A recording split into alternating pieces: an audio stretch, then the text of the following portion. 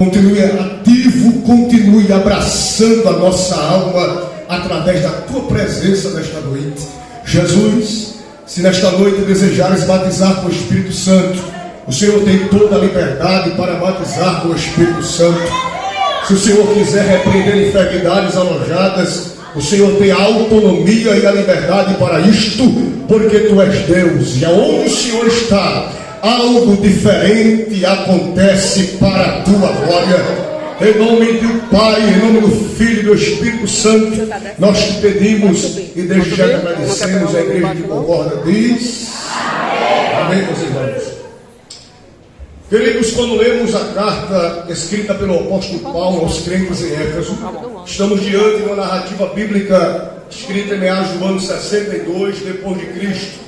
O apóstolo Paulo escreve esta carta para justamente tratar sobre a necessidade deles atentarem para a graça revelada através de Jesus. Paulo ele fala nesta carta sobre a graça revelada que deu oportunidade aos pecadores redimidos de terem acesso ao Pai através do Filho. Então Paulo ele trata sobre esta temática de Cristo, sua igreja, sobre a glória da redenção e sobre a oportunidade da graça.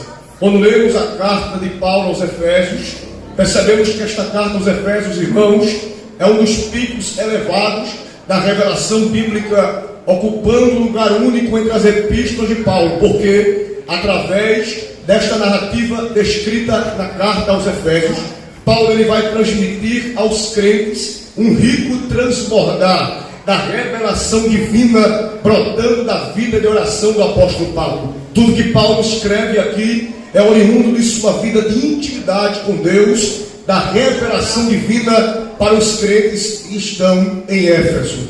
Ele escreve esta carta estando prisioneiro ali, provavelmente em Roma, e quando meditamos no contexto da cidade de Éfeso, a cidade de Éfeso era uma das 4 cidades mais importantes do Império Romano. Dentre elas, nós sabemos que existia ali a cidade de Éfeso como centro da idolatria, porque existia o templo da deusa Diana, como também conhecida como Artemis. A cidade de Éfeso é uma cidade problemática, porque os moradores eles eram voltados para a imoralidade sexual, para a prostituição, para o culto a deuses pagãos. Mas quando leio a carta aos Efésios, percebo que o Evangelho de Jesus, ele rompe qualquer tipo de barreira, qualquer tipo de bloqueio imposto ou criado pelo diabo, porque sabemos que este Evangelho tem poder de vencer as armadilhas do diabo. Jesus,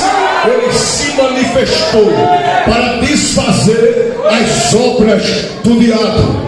Glória, estou sentindo Deus. Então, quando o Evangelho de Jesus é pregado, o inferno não suporta o poder triunfante da glória desta palavra. Que pode dizer amém por isso, meus irmãos? É uma cidade que tinha cerca de 250 mil habitantes. E Paulo ele esteve em Éfeso na sua segunda viagem missionária, justamente para tratar sobre estas temáticas de comportamento e de graça com os irmãos que estão ali em Éfeso. Quando meditamos, queridos, no capítulo 5, meditamos que Paulo ele vai tratar sobre o comportamento do crente diante do mundo pervertido. Todos nós sabemos, jovens, que estamos diante de um mundo pervertido, aonde os valores eles estão sendo confrontados, aonde os nossos princípios estão sendo afetados. O sistema do mundo diuturnamente maquina o mal contra a família, diuturnamente elege pessoas que vão defender bandeiras de partidos, que vão confrontar as escrituras.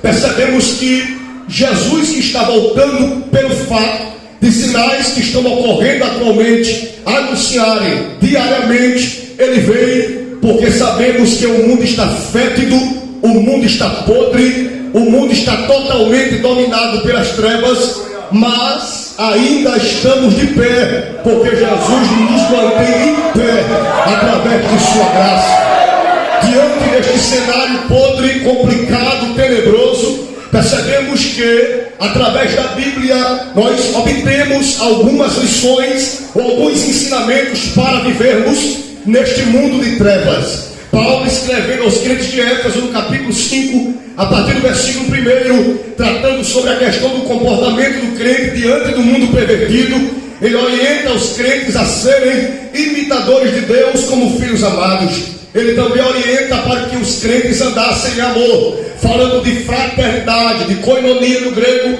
que traz a conotação de união, de comunhão, de ligação de sentimentos. Paulo ele fala da necessidade da igreja estar unida para que o inimigo não entre, porque sabemos que aonde tem brecha, o diabo entra e estabelece tronos, mas aonde existe uma igreja unida, nós estaremos firmes e enrijecidos contra as armadilhas de Satanás.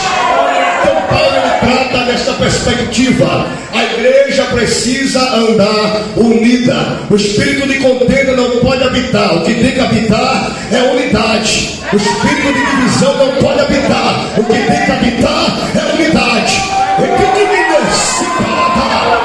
E quem sabe, se o inimigo estiver agindo na mente de alguém que está aqui nesta noite, colocando coisa na sua cabeça, no tocante a alguém, para trazer dúvida, para trazer uma nuvem de problema, para através de você gerar um problema grande no meio do povo, o céu manda lhe dizer: isto não vem de mim, isto vem do teu adversário, mas pelo poder da palavra está caindo por terra nesta noite aqui.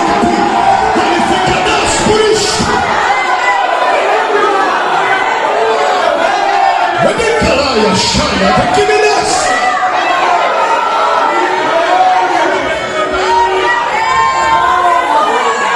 Quem está conosco é maior do que aquele que está com o mundo. Glória a Deus. Então Paulo trata dessa perspectiva. A contenda sai, a unidade permanece, a preservação continua, porque a preservação contínua da santidade gera manutenção do avivamento. Agora a gente vai entrar no contexto de ser cheio do Espírito Santo. Paulo, depois dessa orientação de introdução, ele continua falando e elencando alguns pontos de comportamento, mas não vou me ater devido ao tempo. Vamos para o versículo 18. O que é que Paulo diz no início do versículo 18? Não vos embriagueis com vinho em que há contenda. Quando meditamos segundo fontes históricas no tocante a esse contexto do versículo 18, Paulo também se remete ao culto a Dionísio. Todos nós sabemos que Dionísio era um deus pagão, que é o culto realizado naquele espaço. Ele era regrado ou regado por bebida alcoólica. Os membros da igreja de Dionísio, eles cultuavam embriagados. Eles adoravam a Dionísio embriagados. Então Paulo utiliza desse contexto para orientar os crentes que nós não podemos viver com um pé dentro e um pé fora. Nós temos que viver com uma vida totalmente dominada pela plenitude do Espírito.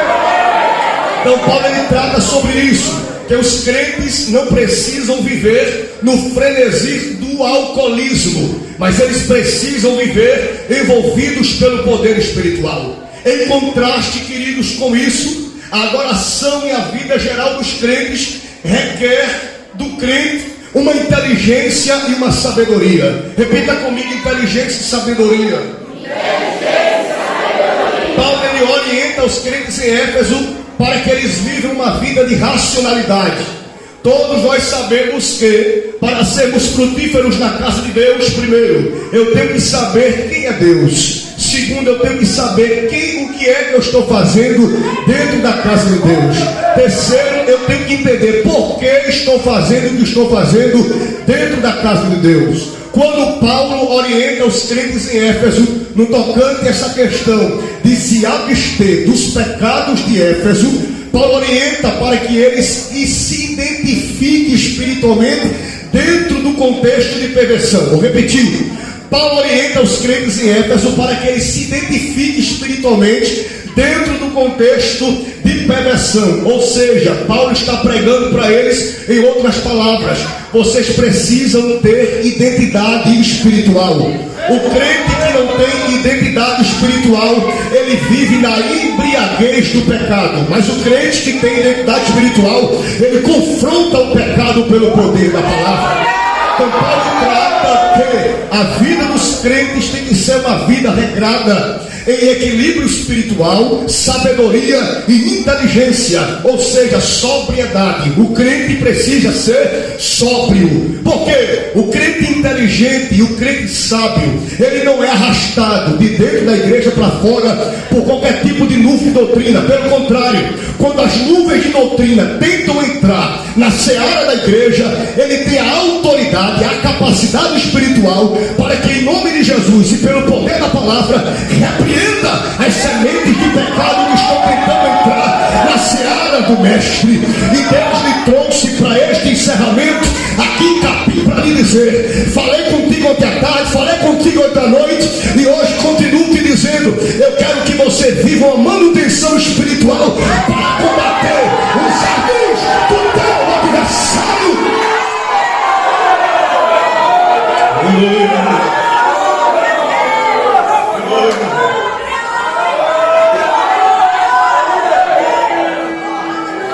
Deus não quer glória de momento, Deus não quer línguas estranhas de momento. Deus quer comportamento equilibrado. Deus quer que você permaneça crente com festa ou sem festa, com culto ou sem culto, se está chovendo ou não está chovendo, se está fazendo sol ou não fazendo sol.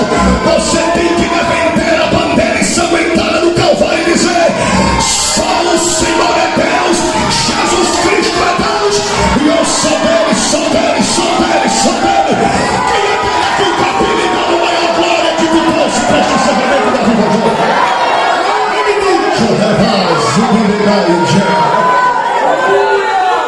Aleluia! Eu preciso saber quem eu sou. Quem eu sou? O que eu estou fazendo na casa de Deus? O que tem de crente embriagado dentro da casa de Deus, meu irmão, você perde de contar as mãos. O que é um crente embriagado? Ele está ali, mas não sabe o que ele está fazendo ali. Ele está embriagado. Ele está ali porque ele está puxado por alguém. Alguém que está embriagado em um contexto prático de alcoolismo. Você coloca ele para sentar, depois você pergunta a ele: quem te colocou? Ele não sabe quem foi que colocou ele para sentar. Aí tem crente que está assim, tem jovem que infelizmente é assim, sabia, mocidade? Que tem jovem que está na casa de Deus e não sabe o que está fazendo ali dentro. Aí tem uns que dizem assim: eu vim para o culto porque mãe disse que se eu não for para o culto, mãe vai cortar minha Netflix. Outros dizem assim: se mãe, e eu vim para o culto porque pai disse que se eu não for para o culto, ele não vai pagar a parcela do meu celular. Então tem gente que vive uma vida de embriaguez espiritual, ele não sabe o que está fazendo na igreja. Ele não sabe por que está com a camisa de congresso, ele não sabe por que está pregando, ele não sabe por que está cantando, ele não sabe por que dirige culto, está embriagado. Mas hoje é noite do efeito do alto sair, porque a glória de papai vai descer para tirar os sinais. Lucidez espiritual, precisamos de lucidez espiritual. Paulo fala sobre a necessidade dos crentes atuais. Aplicando o texto hoje, nós precisamos viver uma vida de lucidez espiritual para não sermos enganados e sermos massa de manipulação do pecado, das trevas e deste evangelho xoxo que estão pregando por aí. Percebemos que estão pregando o evangelho de oba-oba, de toma para lá, de toma para cá, de receba, quando na verdade a igreja de Jesus não está solidificada em evangelho de oba-oba. O próprio Cristo, quando se deparou perante fariseu, disse: tu aí, tu é fariseu sepulcaiado. Jesus confrontava pecador, Jesus confrontava fariseu. Ele não passa a mão em quem está errado, não. É Bíblia dele, é Bíblia dele, é Bíblia dele, para se consertar.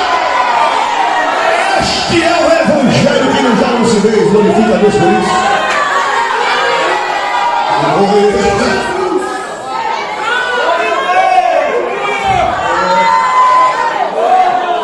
Sobriedade, percepção clara da realidade. Nós não podemos viver nos êxtases frenéticos e artificiais causados pelo uso deste evangelho de mercado. Paulo ele tem um cuidado de nutrir o povo, porque um povo desnutrido perece no futuro, mas um povo nutrido se mantém em pé diante de ventos fortes. Então nós precisamos viver uma vida de nutrição espiritual. Deus quer lhe nutrir, Ele quer lhe abençoar, Ele quer lhe abençoar. Deus ele tem um desejo de nos ajudar, de nos abençoar. Ele quer abrir porta para você, quer, porque Ele é seu Pai, sabe o que você precisa. Ele lhe quer dar saúde, quer, mas eu quero ser um instrumento e obedecer à voz do meu Senhor e aplicar a mensagem nessa direção. Eu quero, acima de tudo, nutrir a sua alma para você não se perder. Eu não sei o que você veio pedindo a Deus, mas Deus está dizendo para você: o meu celeiro de nutriente espiritual está aberto nesta noite, aqui. Se fosse você, eu pediria para papai dizer para você, pediria para papai mandar para você nutriente, porque ele está aqui para nutrir a sua alma pela palavra.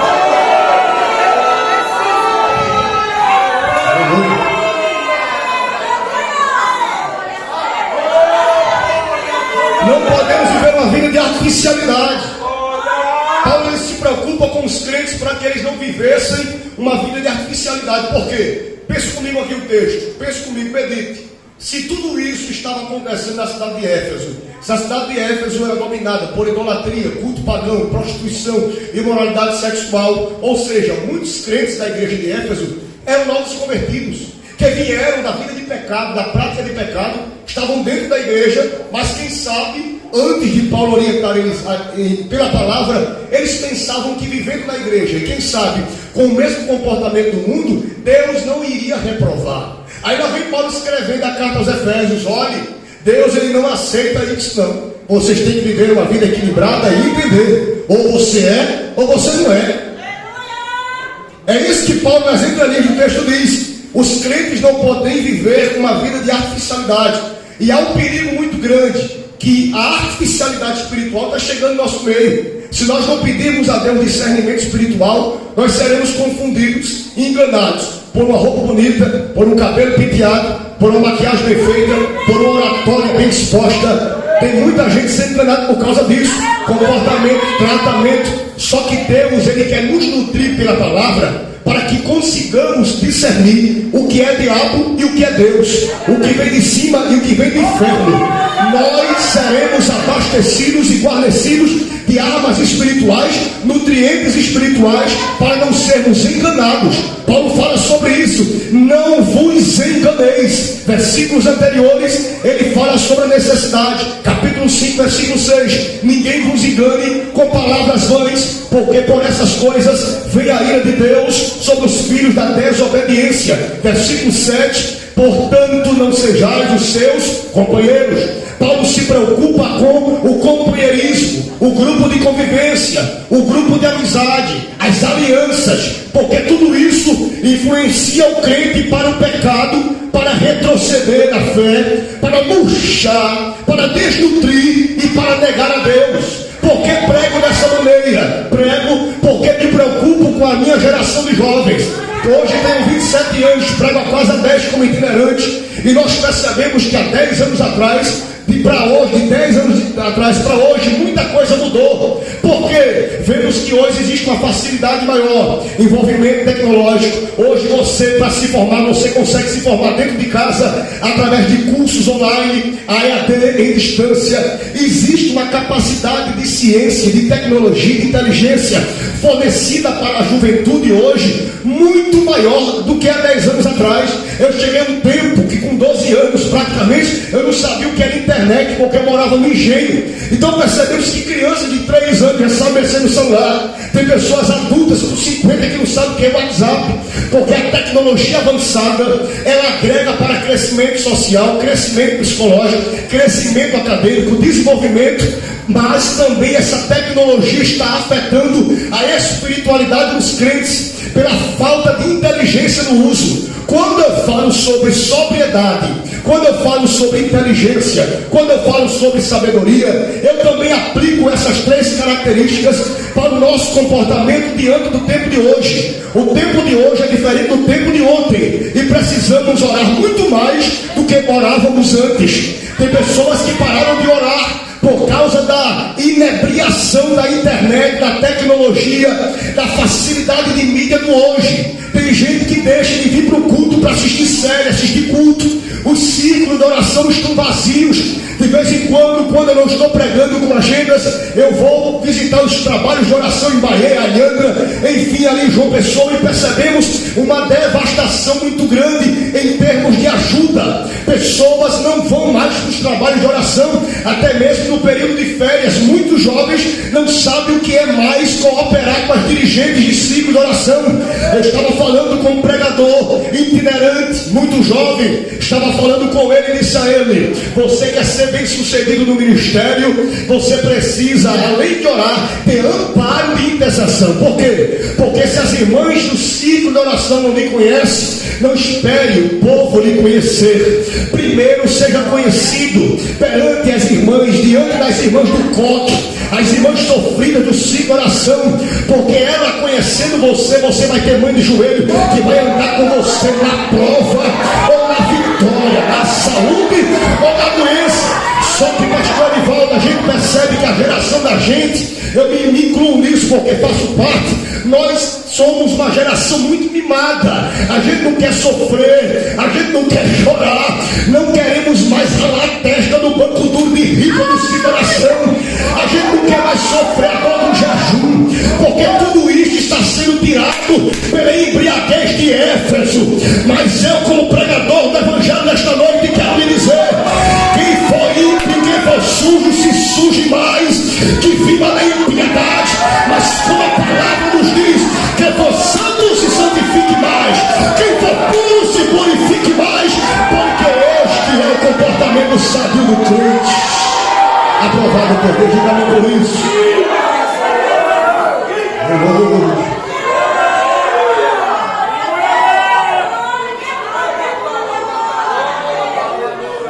Ele me calacia.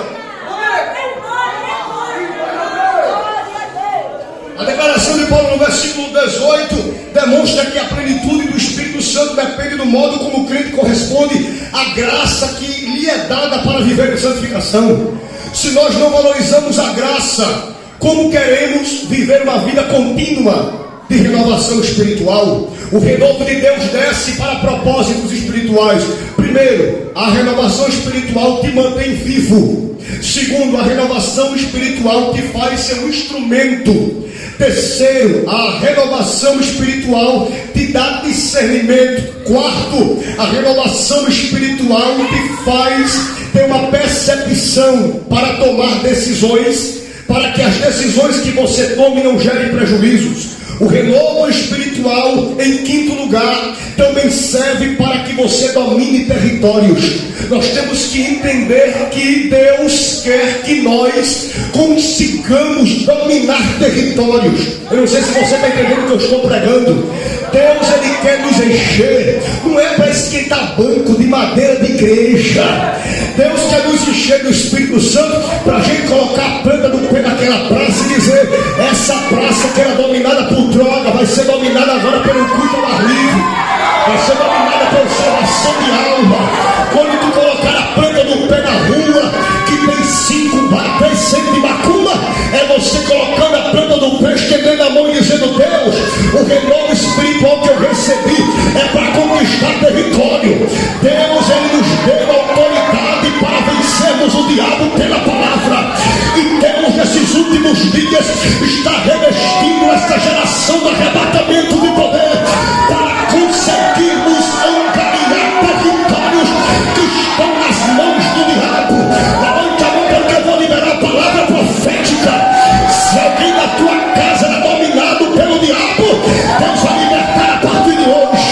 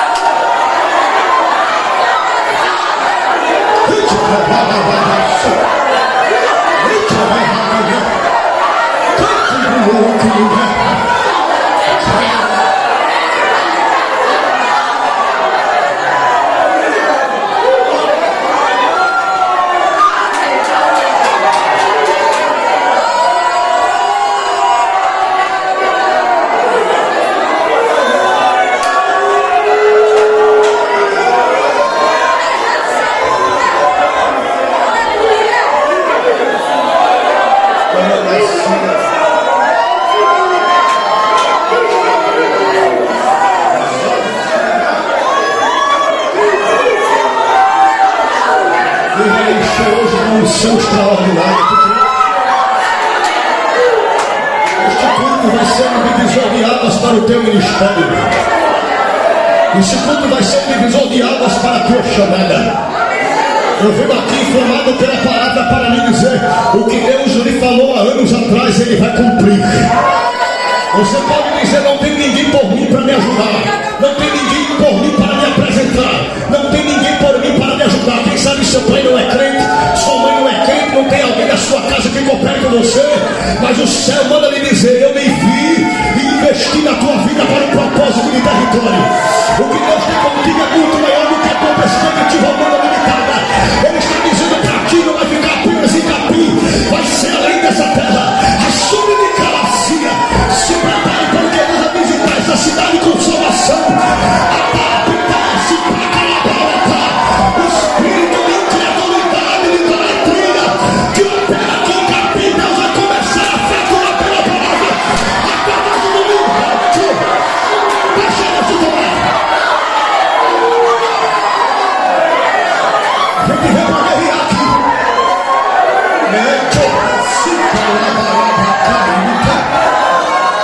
É fogo, eu tô vendo fogo.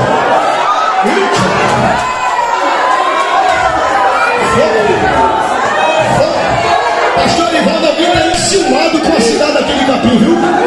Alguém está enciumado com o trabalho de Capim. Quando o senhor foi colocado aqui, alguém disse: não vai dar certo. E o céu mais uma vez te diz: tu és meu, e o cajado coloquei a tua.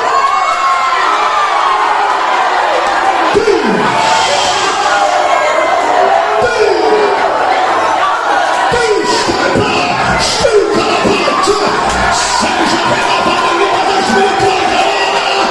Fogo, fogo, fogo, fogo, fogo, fogo, fogo.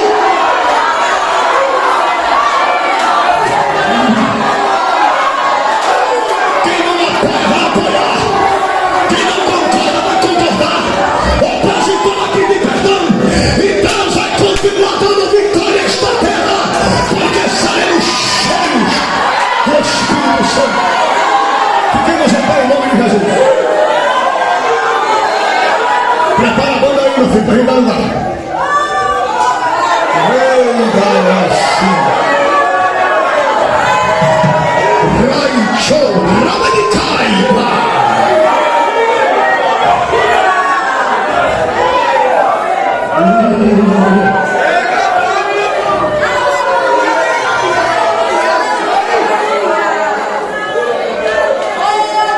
Tua mente é território de Deus, viu? Tua mente, Deus manda lhe dizer: é meu território de atuação. E Deus me mostra pessoas aqui sendo afetadas na mente pelo diabo, semeando na tua cabeça ansiedade, depressão, vontade de morrer. E o céu lhe diz nesta noite: você não está embriagada com o vinho que tem contenda, você está cheio do Espírito. Isto é uma semente do diabo para tirar você do foco. Você não vai perder o foco, você não vai perder o foco por causa desse desejo que o inimigo tem colocado na sua mente de destruir, que tem tentado definhar você. Nesta noite ele vai arrancar de você raízes que estão crescendo na tua alma e no teu coração, que estão bloqueando a atuação do Espírito.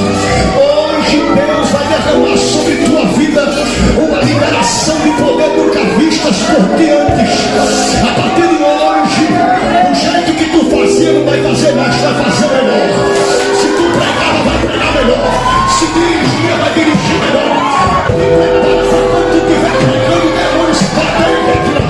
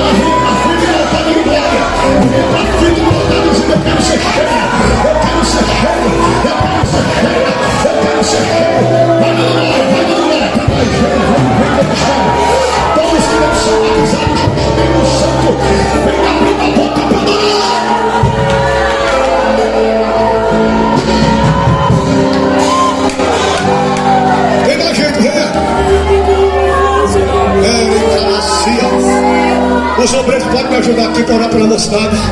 Você que é batizado com o Espírito Santo, escolha alguém que não é e ore por ela. Você que é batizado, escolha alguém que não é e ore por ele. Deus também lhe deu autoridade para orar e ele batizar. Não é só o pregador que ora e Jesus batiza, não. Se você crê, ele pode batizar através da sua oração.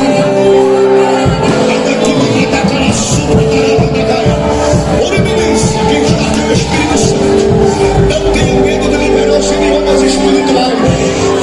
Não tenha medo de liberar as línguas espirituais, porque quem está aqui é Deus. Quando Deus liberar sobre a tua mente, as línguas liberam as idiomas. Comece a cantar, meu filho, comece a cantar.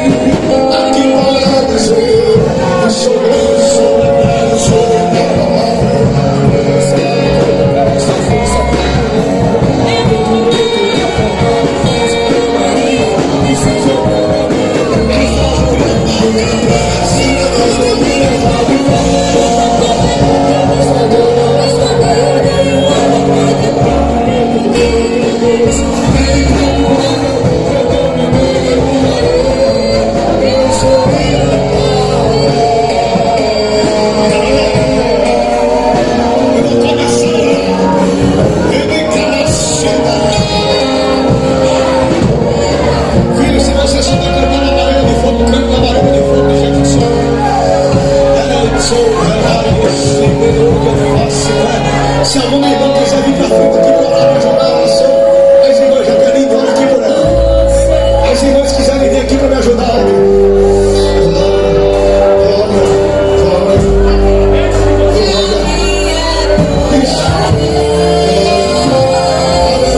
A ministrando batismo, eu vou começar.